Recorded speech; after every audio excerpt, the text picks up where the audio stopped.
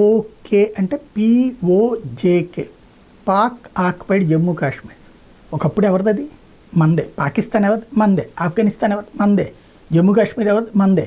కానీ ఆ రోజు స్వతంత్రం వచ్చినప్పుడు జమ్మూ కాశ్మీర్ని స్వతంత్రంగా ఉండేందుకు అవకాశం కల్పించుతూ తీసుకున్నటువంటి నిర్ణయం. ఆ టైంలో పాకిస్తాన్ దాన్ని కబ్జా చేస్తుంటే అక్కడ ఉన్నటువంటి హరిసింగ్ రాజుగారు భారత్లో కలిపేయడానికి సిద్ధపడ్డ మన జవహర్లాల్ నెహ్రూ గారు తీసుకెళ్లి దాన్ని ఐక్యరాజ్య సమితిలో పెట్టి దానివల్ల ఆపేసినటువంటి ఈలో పాకిస్తాన్ అక్కడ ఉన్నటువంటి ముస్లిం నాయకులతో దాన్ని ఆక్రమింపజేసుకుని గిరిజనుల పేరుతో ఆక్రమింపజేసేసుకుంటే అది మనది కాకుండా పోతుందా? అది హిందూ రాజ్యం కాకుండా పోతుందా? కానీ ప్రజలకు ఏమని చెబుతారు ఇప్పటికి కూడా, అది ముస్లింలు ఉండేటటువంటి ఏరియానబ్బా, అనవసరంగా మన వాళ్ళు తీసుకొచ్చి RSS వాళ్ళని మాట నమ్మేసి చేస్తుంటారు. కానీ అది హరిసింగ్ ఎవరు?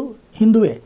పాకిస్తాన్ నుండి వచ్చినటువంటి వాళ్ళని చూపెట్టి, అంటే పాకిస్తాన్ వైపులో ఉన్నటువంటి వాళ్ళని తీసుకొచ్చి అక్కడ పెడితే దాంతో అది ముస్లిం రాజ్యం అయిపోతుంది. ఇట్లాగే చెప్పుకొచ్చారు. ఇప్పుడు తాజాగా ఆ POJKలో పుష్పసింగ స్వామికి సంబంధించినటువంటి శాసనం బయటపడింది.